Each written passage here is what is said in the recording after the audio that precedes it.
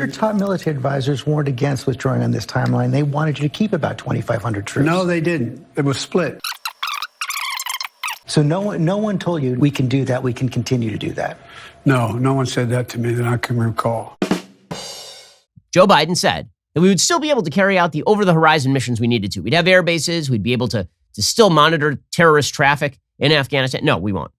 I mean, end of story, no. We don't have any resources on the ground. We have no bases in country, and we have no bases anywhere nearby. Pakistan cut a deal with the Taliban to kick us out, and Russia is denying us the ability to build any bases or have a base anywhere nearby. The previously unreported exchange between the U.S. and Russian leaders has complicated the U.S. military's options for basing drones and other counterterrorism forces in countries bordering landlocked Afghanistan. That challenge has deepened with the collapse over the weekend of the Afghan government and armed forces. The exchange also indicates Moscow is more determined to try to maintain Central Asia as a sphere of influence than to expand cooperation with the new American president over the turmoil in Afghanistan, former and current U.S. official said. No bleep. There's a shock. You mean the Russians aren't interested in helping us? Who could have foreseen this cataclysmic event? Who could have foreseen that the Russians and the Chinese and the Taliban might not be all that helpful to us in fighting terrorism? Without access to Central Asian nations like Uzbekistan, Kyrgyzstan, or Tajikistan, the U.S. would need to rely on bases in Qatar, other Arab Gulf states, and U.S. Navy aircraft carriers in the Indian Ocean to fly aircraft to Afghanistan.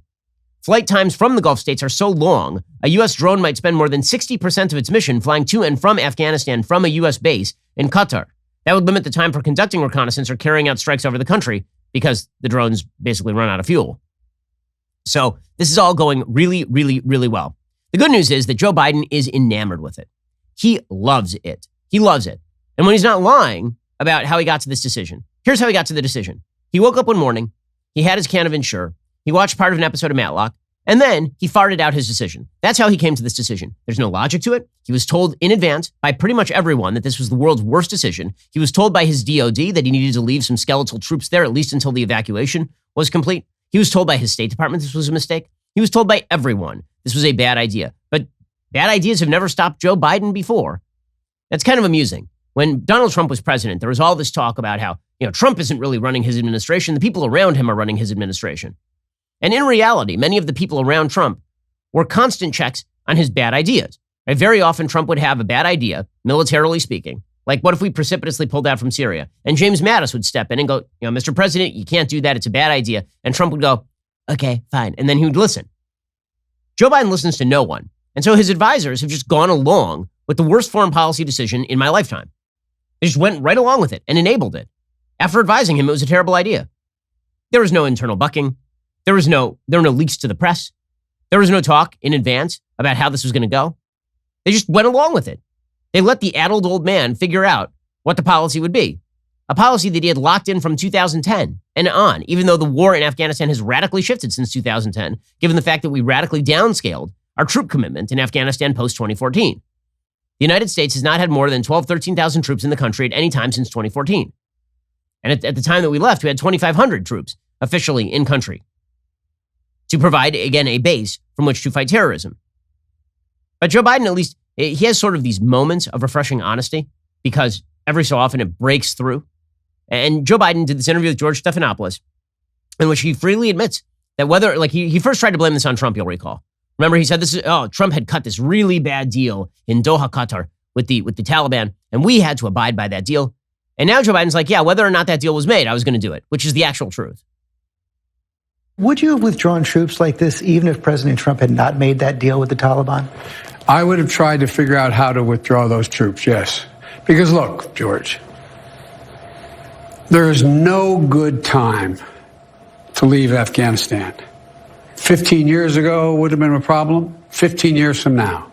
The basic choice is, am I going to send your sons and your daughters to war in Afghanistan in perpetuity?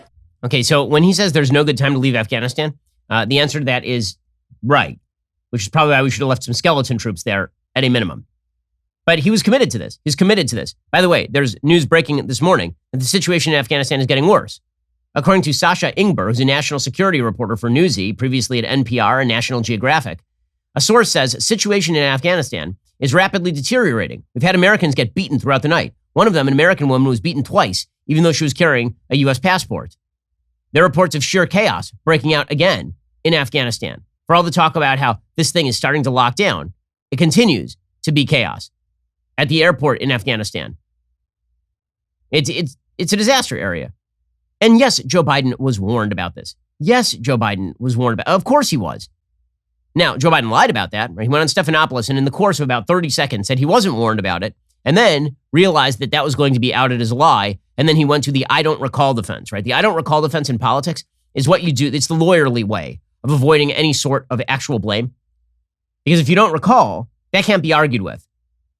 And since everybody assumes that Joe Biden has some form of memory loss anyway, it's actually credible. Here's Joe Biden going from, I was never told to, I don't recall in the space of about 30 seconds. Your top military advisors warned against withdrawing on this timeline. They wanted you to keep about 2,500 troops. No, they didn't. It was split. That wasn't true. That wasn't true. They didn't tell you that they wanted troops to stay? No, not in terms of whether we were going to get out in a time frame, all troops. They didn't argue against that. So no one told your military advisors did not tell you, no, we should just keep 2,500 troops. It's been a stable situation for the last several years. We can do that. We can continue to do that. No one said that to me that I can recall. No, okay, and you can tell he's lying right there, right? He realizes he's trapped himself and that he's lying. In fact, we know for a fact that he was informed by many of his advisors that this was a terrible idea. This has been widely reported. In fact, back in April, Jen Psaki confirmed that some advisors were telling Biden to leave troops, right? This is publicly.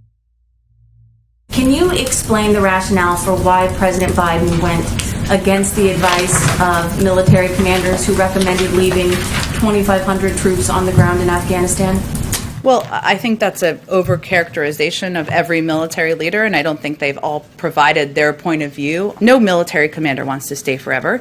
They insist that this is not, some insist this is not the time to leave, some opponents of his decision. Oh, so someone said it's not, so I was told that was not, there was no opposition to that.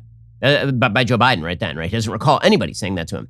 We now have reports from the Wall Street Journal, from the New York Times, from pretty much every major media publication saying that Joe Biden was told by everyone, up to and including, by the way, Lloyd Austin, his Secretary of Defense, as well as the wonderful Mark Milley, the chairman of the Joint Chiefs of Staff. He was told by everyone this was a bad idea. And he went ahead and he did it anyway, because he's a stubborn old coot, and he has decided that his bad foreign policy ideas need to be, as Barack Obama once said about Joe Biden, don't underestimate Joe's ability to screw things up.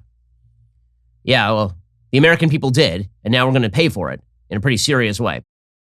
How's this for a title? Ben Shapiro Show subscriber destroys like button with clicks and logic. I'd watch that. Make it happen, gang.